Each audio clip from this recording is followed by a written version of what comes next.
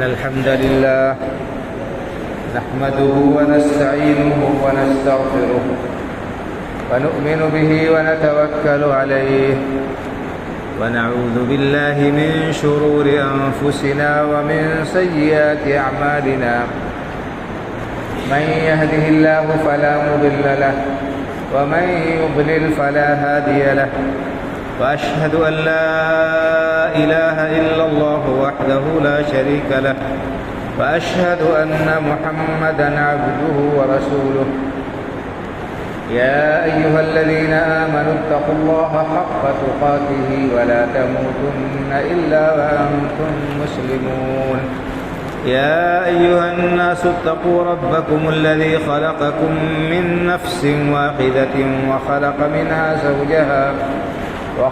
منها زوجها وبث منهما رجالا كثيرا ونساء واتقوا الله الذي تساءلون به والأرحام إن الله كان عليكم رقيبا يا أيها الذين آمنوا اتقوا الله وقولوا قولا سديدا يصلح لكم أعمالكم ويغفر لكم ذنوبكم ومن يطع الله ورسوله فقد فاز فوزا عظيما أما بعد فإن خير الحديث كتاب الله وخير الهدي هدي محمد صلى الله عليه وسلم وشر الأمور محدثاتها وكل محدثة بدعة وكل بدعة ضلالة وكل ضلالة في النار أعوذ بالله من الشيطان الرجيم واعبد ربك حتى يأتيك اليقين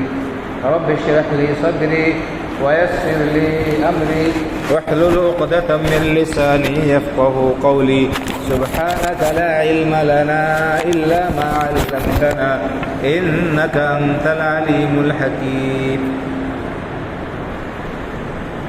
اللہ وحدہ لا شریک کی حمد و ثنا اور رسول اکرم صلی اللہ علیہ وسلم پر صلاۃ و سلام کے بعد معزز حاضرین جمعہ، رمضان المبارک کا مقدس و محترم مہینہ ہمارے سروں پر سایہ فگن ہوا۔ اللہ رب العالمین کی مہربانی، اس کے فضل و کرم، اس کی بخششوں کا خزانہ لٹاتا ہوا رخصت ہو گیا۔ خوش نصیب ہیں وہ لوگ جنہوں نے اس مبارک مہینے کی قدر و قیمت کو پہچانا، انہوں نے اس کے شب و روز کو غنیمت سمجھتے ہوئے ان سے پورا فائدہ اٹھانے کی کوشش کی۔ اس ماہ مبارک کے اوقات کو اللہ رب العالمین کو خوش کرنے والے کاموں، فرائض، نوافل، قرآن کریم کی تلاوت، تسبیح و تہلیل، توبہ و استغفار، صدقہ و خیرات اور دیگر بھلائی کے کاموں میں صرف کیا اور گزارا،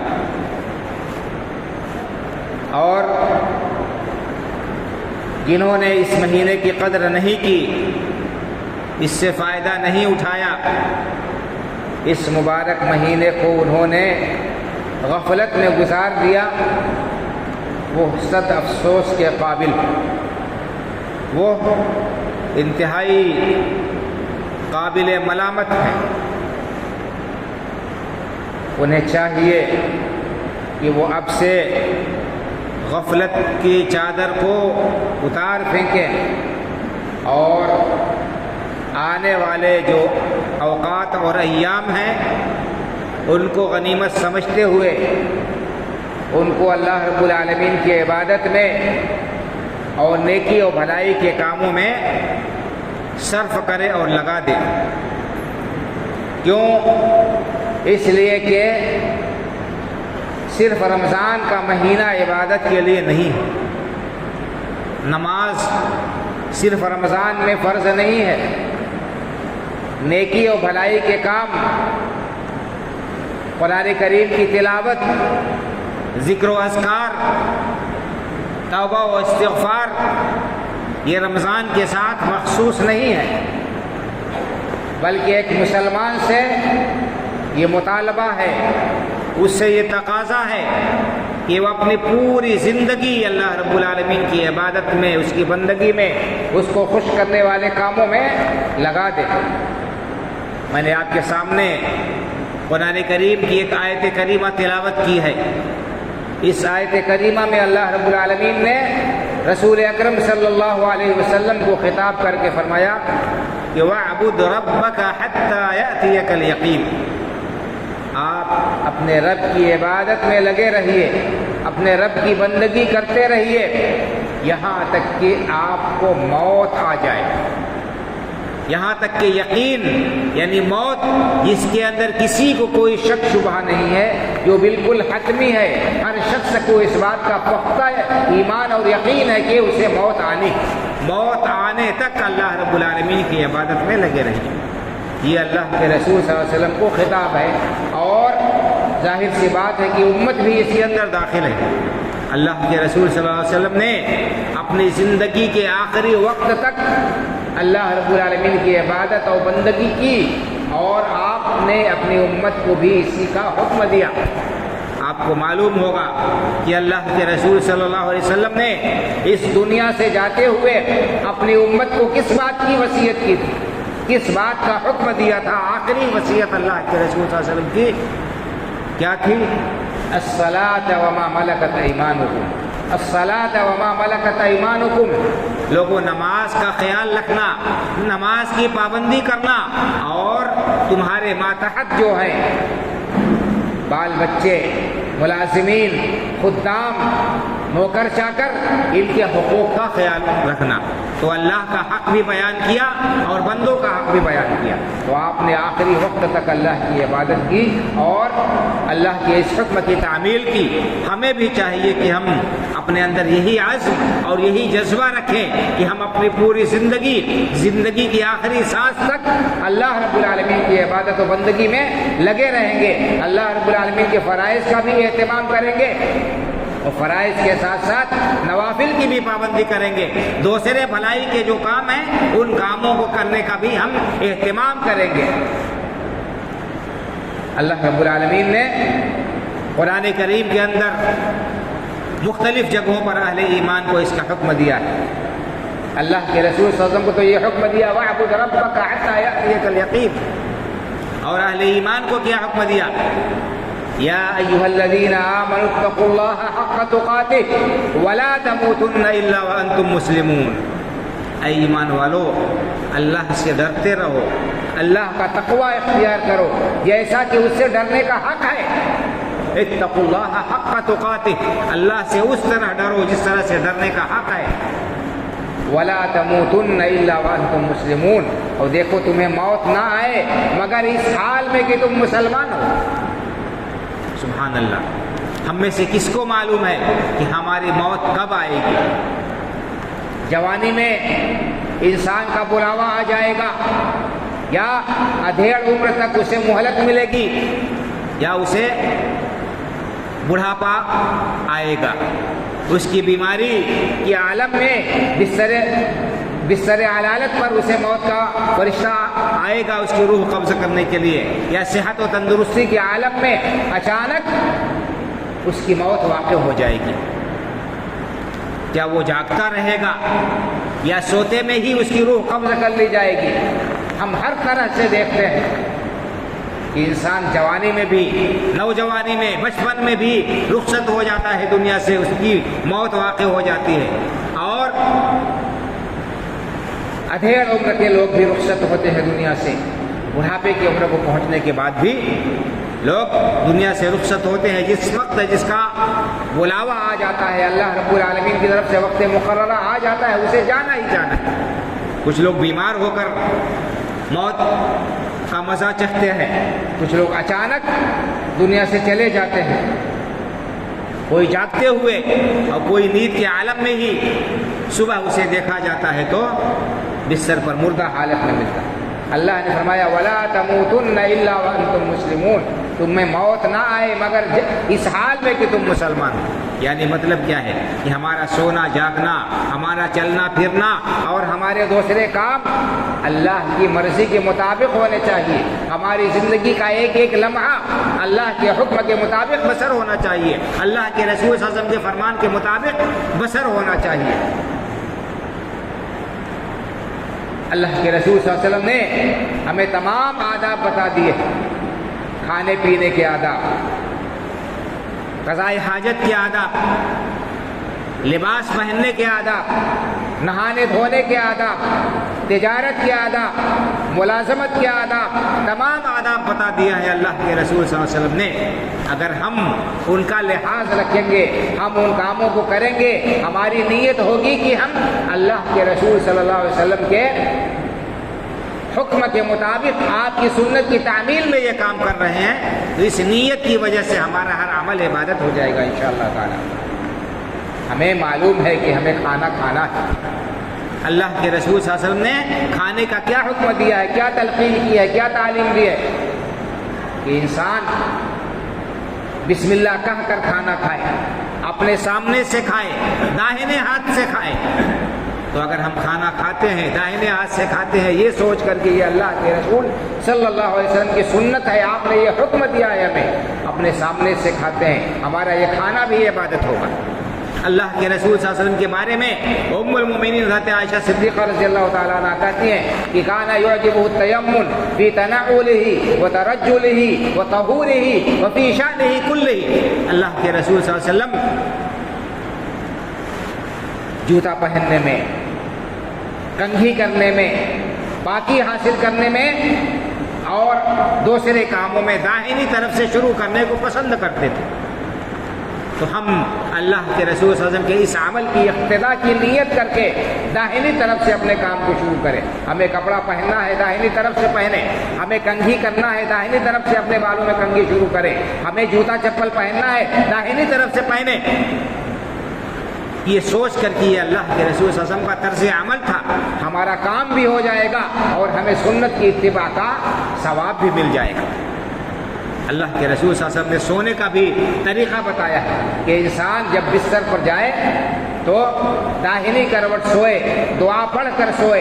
اگر انسان اس کا اہتمام کرتا ہے، داہنی کروٹ سوتا ہے، دعا پڑھ کر سوتا ہے، سونے کی دعائیں چھوٹی بڑی مختلف جو ہے دعا کی کتابوں میں لکھی ہوئی ہیں، اگر ہم اس کا اہتمام کرتے ہیں تو یقیناً ہمارا یہ سونا بھی عبادت ہوگا۔ تو بھائی اور بزرگوں، اللہ نے فرمایا وَلَا تَمُوتُنَّ إِلَّا وَأَنْتُمْ مُسْلِمُونَ، تمہیں موت نہ آئے مگر اسلام کی حالت میں۔ تو ہمارا ہر کام ہونا چاہیے اللہ کے رسول صلی اللہ علیہ وسلم کی سنت کے مطابق۔ اسلام صرف مسجد تک محدود نہیں ہے، صرف نماز روزے حج زکوٰۃ کا نام اسلام نہیں ہے۔ اسلام ایک کامل و مکمل دستور حیات ہے۔ اللہ رب العالمین نے ہمیں قرآن کی شکل میں اور سنت کی شکل میں، اللہ کے رسول صلی اللہ علیہ وسلم کے تعلیمات کی شکل میں ایک مکمل دستور حیات، ضابطۂ حیات دیا ہے۔ اس کے مطابق ہم اپنی زندگی بسر کریں گے تو ہمیں اللہ کے ہاں اجر و ثواب ملے گا، ہمیں اللہ رب العالمین کے ہاں اجر و ثواب ملے گا۔ اللہ کے رسول صلی اللہ علیہ وسلم کا یہاں تک ارشاد ہے کہ ایک انسان اگر اپنی بیوی کے منہ میں لقمہ رکھتا ہے تو اس پر بھی اسے اجر و ثواب ملے گا، اور تعفف و پاک دامنی اور حرام سے بچنے کی نیت سے اپنی بیوی کے ساتھ تعلق قائم کرتا ہے تو اس پر بھی اسے ثواب ملے گا۔ تو نیت اور اتباع سنت کی نیت ہونی چاہیے، ہمارا ہر عمل عبادت ہو۔ اللہ رب العالمین نے ہمیں حکم دیا ہے، ہمیں اجازت دی ہے کہ ہم اپنی دنیا بنانے اور کمانے کے لیے محنت اور کوشش کریں، لیکن ساتھ ہی ساتھ اللہ رب العالمین کو یاد رکھیں۔ اللہ رب العالمین نے سورہ نور کے اندر ارشاد فرمایا رجال لا تلہیہم تجارۃ ولا بیع عن ذکر اللہ واقام الصلاۃ وایتاء الزکاۃ یخافون یوما تتقلب فیہ القلوب والابصار۔ اللہ کے نیک بندے ایسے ہیں کہ تجارت، خرید و فروخت، لین دین، کاروبار اور دھندا اور بیوپار انہیں اللہ کی یاد سے اور نماز سے اور زکوٰۃ کی ادائیگی سے نہیں روکتا ہے۔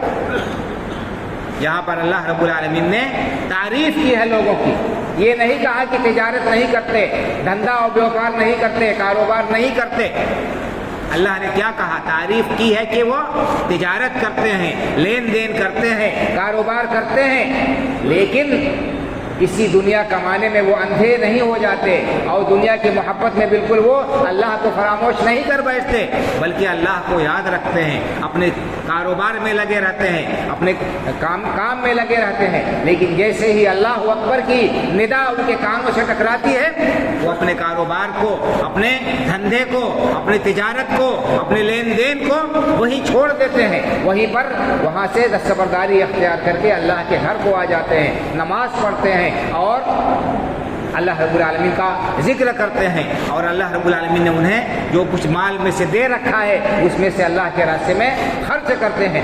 اور کیا ہے؟ یخافون یوما تتقلب فیہ القلوب والابصار. دنیا کی محبت ان کے دل میں نہیں رہتی ہے, دنیا جیب میں رکھتے ہیں, دل میں نہیں رکھتے ہیں, دنیا کے سے کنارہ کشی نہیں اختیار کرتے ہیں, لیکن دنیا کی محبت میں اندھے ہو کر اللہ کے احکام کو فراموش نہیں کرتے ہیں. تو بتایا اللہ رب العالمین نے تعریف کی کہ وہ نماز کا اہتمام کرتے ہیں, زکوٰۃ دیتے ہیں, اور آخرت کی فکر ہمیشہ ان کے ذہن میں دامنگیر رہتی ہے. ہمیشہ اللہ رب العالمین سے ڈرتے رہتے ہیں. اس دن کا خوف انہیں ہمیشہ طاری رہتا ہے ان کے اوپر, جو دن انتہائی ہولناک ہوگا, انتہائی خطرناک ہوگا, جس دن خوف کے مارے لوگوں کی نگاہیں پلٹ جائیں گی, جس دن کی خوفناکی کا یہ عالم ہوگا کہ لوگوں کے کلیجے ان کے منہ تک آئے ہوں گے. یخافون یوما تتقلب فیہ القلوب والابصار. دل خوف اور گھبراہٹ کی وجہ سے یہ کیفیت ہوگی, لگے گا کہ دل اچھل کر حلق تک آ جائیں گے اور نگاہیں پتھرا جائیں گی, نگاہیں چکرا جائیں گی. ایسے خوفناک دن کا ان کے دل میں خوف ہوتا ہے. اس دن کے لیے وہ تیاری کرتے ہیں.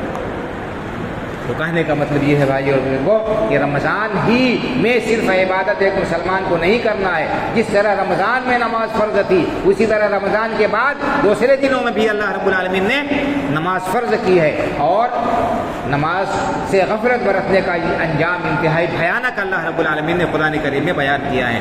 ایسے لوگوں کے لیے جہنم کی وعید سنائی گئی ہے, ایک جگہ نہیں کئی جگہ, جو نمازوں کو ترک کرتے ہیں, نمازوں سے غفلت برتتے ہیں, جو نمازوں کو ضائع کر دیتے ہیں, بے وقت نماز پڑھتے ہیں. ایک جگہ اللہ رب العالمین نے جہنمیوں اور جنتیوں کا مکالمہ نقل کیا ہے کہ جب جنتی جنت میں چلے جائیں گے تو جہنمیوں سے پوچھیں گے ما سلککم فی سقر, تمہیں جہنم میں کون سی چیز لائی, کس جرم کی پاداش میں تم جہنم میں آئے؟ قالوا لم نک من المصلین. پہلا جرم بتائیں گے کہ ہم نماز نہیں پڑھتے تھے. وَلَمْ نَكُ نُطْعِمُ الْمِسْكِينَ, مسکینوں کو کھانا نہیں کھلاتے تھے. وَكُنَّا نَخُوضُ مَعَ الْخَائِضِينَ, جہاں وہاں مجلسوں میں بیٹھ کر گپ بازوں کے ساتھ گپیں مارا کرتے تھے. وَكُنَّا نُكَذِّبُ بِيَوْمِ الدِّينِ, اور ہم قیامت کا انکار کرتے تھے. زبان سے نہیں, عمل سے. زبان سے تو کوئی کلمہ کو قیامت کا انکار نہیں کرے گا, لیکن عمل سے ہم انکار کرتے ہیں. کس طرح سے؟ اس طرح سے کہ ہم آخرت کے لیے تیاری نہیں کرتے, ہم گناہوں میں لطمت, ہم غفلت میں اس طرح پڑے ہوئے ہیں گویا کہ ہمیں اللہ کے حضور حاضر نہیں ہونا ہے. ہم اس طرح سے جرائم کا ارتکاب کر رہے ہیں, اس طرح سے ڈھیٹ ہیں اللہ کے احکام کو توڑنے میں, گویا کہ ہمیں اللہ کے سامنے حاضر نہیں ہونا ہے, گویا کہ ہمیں اللہ رب العالمین کو جواب نہیں دینا ہے, اس کو منہ نہیں دکھانا ہے. قیامت کا انکار کیا کرتے تھے. حتی اتانا الیقین, یہاں تک کہ ہمیں موت آ گئی, موت تک ہم نے غفلت کی زندگی بسر کی. تو نماز صرف رمضان میں فرض نہیں تھی, رمضان کے بعد بھی فرض ہے. نماز نہ پڑھنے والوں کا یہ انجام. اور اللہ رب العالمین نے کیا فرمایا؟ فخلف من بعدهم خلف اضاعوا الصلاة واتبعوا الشهوات فسوف يلقون غيا. نیک لوگوں کے بعد ان کی اولاد آئی جو ناکارہ اور نکمی تھی, جو نمازوں کو ضائع کرتے تھے اور اپنے خواہشات نفس کی پیروی کرتے تھے. دو جرم اللہ نے بتایا کہ اللہ کے فرائض کو ضائع کرنا, نماز کو ضائع کرتے تھے اور اپنے خواہشات نفس کی پیروی کرتے تھے, اپنی منمانی کرتے تھے, جو ان کی مرضی ہوتی تھی اسے کرتے تھے. اللہ رب العالمین کی مرضی, اللہ کے حکم, اللہ کے رسول صلی اللہ علیہ وسلم کی تعلیم کو نظر انداز کر دیتے تھے, ٹھکرا دیتے تھے. کیا ہوگا؟ فسوف یلقون غیا، یہ لوگ وہ ہیں جو غی میں داخل ہوں گے۔ غی کیا ہے؟ جہنم کے اندر ایک وادی کا نام ہے۔ تو نماز ضائع کرنے والے کی مذمت اور اس کی وعید کیا اللہ نے بیان کی؟ جہنم میں ایسے لوگ داخل کیے جائیں گے۔ تو جو نماز نہ پڑھے ان کا یہ انجام، اور جو نماز بے وقت پڑھتے ہیں ان کے لیے بھی وعید ہے، ان کے لیے بھی وعید اور دھمکی ہے، ان کو بھی اللہ رب العالمین نے اسی طرح سے ہلاکت کی وعید سنائی ہے۔ اللہ نے فرمایا فویل للمصلین الذین هم عن صلاتهم ساہون الذین هم یراؤون ویمنعون الماعون۔ ویل ہے، ہلاکت و بربادی ہے نمازیوں کے لیے۔ سبحان اللہ، نمازی ہے، نماز پڑھ رہے ہیں، لیکن اللہ نے ان کے لیے کیا کہا؟ ویل اور ہلاکت کہا۔ کیوں؟ الذین هم عن صلاتهم ساہون، کیونکہ نمازوں سے غفلت برتتے تھے، نماز وقت پر نہیں پڑھتے تھے، اپنی مرضی سے اپنے حساب سے پڑھتے تھے۔ جب ہماری آنکھ کھلے گی تب پڑھیں گے، جب کام سے فارغ ہو جائیں گے تب پڑھیں گے، جب ہماری مرضی ہوگی تب پڑھیں گے۔ اس طرح سے منمانی نہیں ہے بھائی اور بزرگوں۔ نماز اللہ رب العالمین نے فرض کی تو وقت کی پابندی کے ساتھ فرض کی ہے۔ جس طرح نماز فرض ہے اسی طرح سے وقت کی پابندی بھی ضروری ہے۔ اللہ رب العالمین نے فرمایا ان الصلاۃ کانت علی المؤمنین کتابا موقوتا، یقیناً نماز اہل ایمان پر وقت کی پابندی کے ساتھ فرض ہے۔ وقت کی پابندی کے ساتھ نماز فرض ہے۔ بے وقت اور منمانی کر کے نماز پڑھنے والے کے لیے بڑی سخت وعید ہے۔ اللہ کے رسول صلی اللہ علیہ وسلم نے بیان فرمایا جو شخص نماز ٹال کر پڑھتا ہے، تاخیر سے پڑھتا ہے، اس کے بارے میں کیا فرمایا؟ تلک صلاۃ المنافق، تلک صلاۃ المنافق، یہ تو منافق کی نماز ہے، یہ منافق کی نماز ہے۔ کیا ہے؟ یجلس یرقب الشمس، وہ دیکھتا رہتا ہے سورج کو، دیکھتا رہتا ہے۔ ابھی تو بہت دن ہے، ابھی تو بہت دن ہے، ابھی تو سورج بہت اونچا ہے، یہاں تک کہ جب سورج ڈوبنے کے قریب ہو جاتا ہے اس پہ لالی چھا جاتی ہے، شیطان کی دو سینگوں کے بیچ میں ہو جاتا ہے تو اٹھتا ہے اور جلدی جلدی جیسے کوا پھونک مارتا ہے، کوا جلدی جلدی چونچ مارتا ہے، اس طرح جلدی جلدی چونچ مار لیتا ہے، اٹھک بیٹھک کر لیتا ہے۔ لا یذکر اللہ فیہا الا قلیلا، اور اللہ کو نہیں یاد کرتا، بہت تھوڑا اللہ کو یاد کرتا ہے۔ دل میں اللہ کا خوف نہیں، اللہ رب العالمین سے ملاقات کا شوق نہیں، نماز کی اہمیت معلوم نہیں، نماز کو ایک بوجھ سمجھ کر اپنے سر سے کسی طرح سے گرتے پڑتے اتار دینا چاہتا ہے۔ تو بھائی اور بزرگوں، یہ نماز ایسی نماز مقبول نہیں ہوتی ہے، انسان کے منہ پر مار دی جاتی ہے۔ انسان کو چاہیے کہ نماز وقت کی پابندی کے ساتھ اور خشوع و خضوع کے ساتھ، دل کی حاضری کے ساتھ پڑھے۔ یہ نماز میں ہمارا جو وقت جاتا ہے یہ رائے گا نہیں جاتا ہے، یہ ضائع نہیں ہوگا، اس کا ہمیں اجر و ثواب ملے گا۔ جس طرح ہم یہ سوچتے ہیں کہ ہم اپنا کاروبار چھوڑ کر آئیں گے تو ہمارا نقصان ہو جائے گا، ہمارا خسارہ ہو جائے گا اور اتنی دیر میں گراہک واپس چلا جائے گا، نہیں، اللہ کے لیے اگر ہم کوئی چیز چھوڑیں گے اللہ تعالیٰ غیب سے ہماری مدد کرے گا اور اس کا بہترین بدلہ عطا کرے گا۔ اگر ہم نے دنیا کما لیا، آخرت کو ضائع کر کے ہم سراسر گھاٹے میں ہیں۔ اگر ہم نے نماز پڑھی تو کیا ہوگا؟ ہر قدم کے بدلے انسان وہ اجر و ثواب ملے گا۔ جتنی دیر تک نماز کا انتظار کرے گا اتنی دیر تک نماز میں انسان رہتا ہے، اس کو نماز کا ثواب ملتا ہے۔ ہر قدم پر ایک نیکی لکھی جاتی ہے نماز کے لیے آنے پر، اور ایک گناہ مٹایا جاتا ہے۔ کتنے فضائل و مناقب بتاؤں بھائی اور بزرگوں۔ اور سنت نمازوں کا اتنا ثواب ہے، اتنی فضیلت ہے، ان کا اتنا مقام ہے کہ فرض کا کیا ہو۔ آج ہم محنت کرتے ہیں دنیا کے لیے، کوشش کرتے ہیں دنیا کے لیے، کتنی دنیا ہم کما لیں گے، کتنی دنیا ہم بنا لیں گے، کتنے محل تیار کر لیں گے، تعمیر کر لیں گے، کتنی پراپرٹی ہم جمع کر لیں گے۔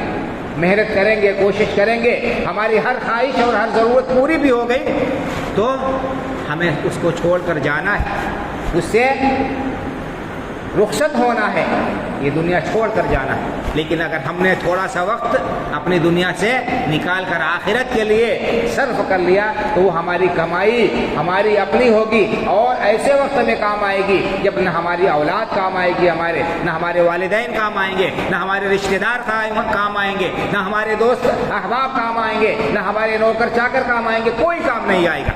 اس وقت یہ نیکیاں کام آئیں گی، یہ عبادتیں کام آئیں گی، یہ سجدے کام آئیں گے، یہ تلاوتیں کام آئیں گی، یہ توبہ و استغفار کام آئے گا، یہ صدقہ و خیرات کام آئے گا اس وقت میں جب سارے کے سارے لوگ ہم سے دور ہو جائیں گے، کوئی ہماری طرف دیکھنے والا نہیں ہوگا، کوئی ہماری فریاد سننے والا نہیں ہوگا۔ اس وقت میں ہم نے جن کے لیے قربانیاں دی ہیں ان کو چھوڑ کر اپنے لیے اگر ہم نے کچھ بیلنس کر لیا تو وہی ہمارے کام آئے۔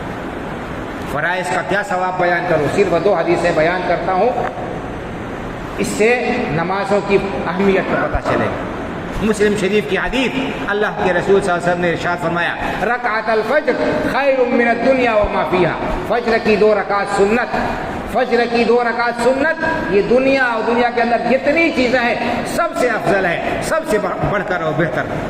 ان کا اتنا اجر و ثواب ہے کہ پوری دنیا ایک ترازو میں رکھ دی جائے اور فجر کی 2 رکعتیں ایک ترازو میں رکھ دی جائے تو یہ 2 رکعتوں کا جو ثواب ہے پوری دنیا سے زیادہ ہو جائے گا اور ان پر بھاری ہو جائے گا۔ ذرا سوچیں، ہم یہ کمائی کرتے ہیں، ہمارے لیے 10-20 منٹ نیند کی قربانی دینا گوارا ہے؟ ہم خواب خرگوش میں پڑے ہیں، دنیا کی لذت میں پڑے ہیں، فجر کی سنت تو دور کی بات ہے، فرض بھی ہم ضائع کر رہے ہیں اور ہمیں اس کا کوئی پاس و لحاظ نہیں، اس کا ہمیں کوئی احساس تک نہیں۔ اللہ کے رسول صلی اللہ علیہ وسلم فرماتے ہیں کہ جس نے صبح کی نماز پڑھ لی وہ اللہ کی ضمانت میں آ گیا، اللہ رب العالمین کی حفاظت میں آ گیا۔ ہم اپنی حفاظت دوسروں سے چاہتے ہیں، اللہ رب العالمین نے ضمانت لی ہے، گارنٹی لی ہے کہ جو فجر کی نماز پڑھ لیتا ہے میں اس کی گارنٹی لیتا ہوں، میں اس کا محافظ ہوں۔ اگر ہم اللہ کی طرف سے حفاظت چاہتے ہیں تو ہمیں چاہیے کہ ہم فجر کی نماز کا اہتمام کریں، سنت کی پابندی کریں، فرض کی پابندی کریں، وقت پر اٹھ کر نماز پڑھیں اور دیگر نمازیں تو اپنی جگہ۔ اور ایک اور حدیث ام المؤمنین حضرت ام حبیبہ رضی اللہ تعالیٰ عنہ کہتی ہے کہ میں نے اللہ کے رسول صلی اللہ علیہ وسلم کو بیان کرتے ہوئے سنا، فرماتے ہوئے سنا کہ جو بندہ بھی دن اور رات میں 12 رکعتیں نماز پڑھتا ہے، دن اور رات میں 12 رکعتیں یہ فرض کے علاوہ سنتیں پڑھتا ہے، اللہ رب العالمین اس کے لیے جنت میں ایک محل بنائیں گے۔ اللہ اکبر، ذرا سوچئے کس بات کی ضمانت اللہ کے رسول صلی اللہ علیہ وسلم دے رہے ہیں؟ 12 رکعت سنتوں کی پابندی کرنے والے کے لیے اللہ کے رسول صلی اللہ علیہ وسلم جنت میں ایک محل کی بشارت دے رہے ہیں۔ دنیا میں کتنا بڑا محل انسان بنائے گا، کتنے دن اس محل میں رہے گا، کتنا خرچہ کرے گا، پھر بھی چھوڑ کر جانا ہوگا۔ جنت میں اگر ایک محل مل گیا ہمیشہ کی کامیابی۔ یہ 12 رکعتیں کوئی بہت مشکل نہیں ہے، بہت پہاڑ نہیں ہے، لیکن ہم نے ان کو ضائع کر دیا، ہم ان کی اہمیت کو نہیں سمجھتے۔ کون سی وہ 12 رکعتیں ہیں؟ فجر سے پہلے کی 2 رکعت، ظہر سے پہلے 4 رکعت، ظہر کے بعد 2 رکعت، 4 اور 2 6 ہو گئی، مغرب کے بعد 2 رکعت 8 ہو گئی، عشاء کے بعد 2 رکعت 10 ہو گئی، اور فجر سے پہلے کی 2 رکعت۔ یہ 12 رکعتیں اللہ کے رسول صلی اللہ علیہ وسلم نے فرمایا، مسلم شریف کی حدیث، جو شخص 12 رکعتوں کی پابندی کرتا ہے اللہ رب العالمین اس کے لیے جنت میں ایک محل بنائے گا۔ کیا ہمیں اللہ کے رسول کے وعدے پر بھروسہ نہیں ہے؟ کیا ہم اللہ کے رسول کی باتوں کی تصدیق نہیں کرتے ہیں؟ ہمارا ایمان نہیں ہے؟ یقیناً ایک شخص کا ایمان اللہ کے رسول صلی اللہ علیہ وسلم کے ہر فرمان پر ہونا چاہیے۔ اگر کسی کے دل میں رتی برابر بھی شک اور شبہ ہے اللہ کے رسول کے کسی فرمان اور قول کے سلسلے میں جو صحیح سند سے ثابت ہے اس کا ایمان درست نہیں، تو ہمیں چاہیے کہ ہم جنت میں محل بنانے کی کوشش کریں، اور جو ہم اپنا وقت ضائع کر دیتے ہیں یہاں وہاں بیٹھکوں میں، چائے خانوں میں، دکانوں پر اور یہاں وہاں کھڑے ہو کر اس میں سے تھوڑا سا وقت نکالیں۔ ہم دنیا کے لیے محنت کرتے ہیں، آخرت کے لیے تھوڑی سی محنت 10-20 منٹ، آدھا گھنٹہ زیادہ سے زیادہ لگے گا، ان 12 رکعتوں کو پڑھنے میں وقت پر آ کر ان کا اہتمام کریں اور اللہ کے رسول صلی اللہ علیہ وسلم کی زبانی جنت میں ایک محل کی بشارت سنیں۔ تو کہنے کا مطلب یہ ہے بھائی اور بزرگوں کہ رمضان کے بعد بھی عبادت ہم سے مطلوب ہے، اور نیکی و بھلائی کے جو کام ہم نے رمضان میں کیے ان کا سلسلہ جاری و ساری رہنا چاہیے، اس میں بریک نہیں آنا چاہیے، اس میں جو ہے انقطاع نہیں ہونا چاہیے۔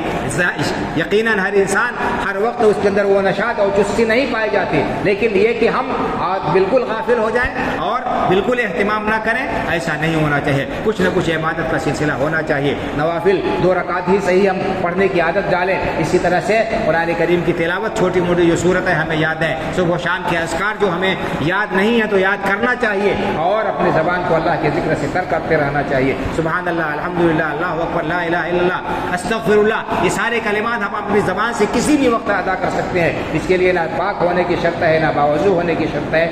چلتے پھرتے اٹھتے بیٹھتے اپنی زبانوں کو اللہ کے ذکر سے تر کریں، اپنے اعمال نامے کو ان نیکیوں کے ذریعے سے ہم وزنی بنائیں. اللہ رب العالمین سے دعا ہے کہ اللہ تعالیٰ رمضان کے اندر کی گئی ہماری عبادتوں کو قبول فرمائے، اور آئندہ بھی نیکی و بھلائی کے کاموں میں سبقت کرنے کی ہمیں توفیق سے نوازے. اللہ رب العالمین اسلام پر زندہ رکھے، ایمان پر ہمارا خاتمہ ہو. آمین. اقول قولی ھذا واستغفر اللہ لی ولکم ولسائر المسلمین فاستغفروہ من کل ذنب انہ ھو الغفور الرحیم.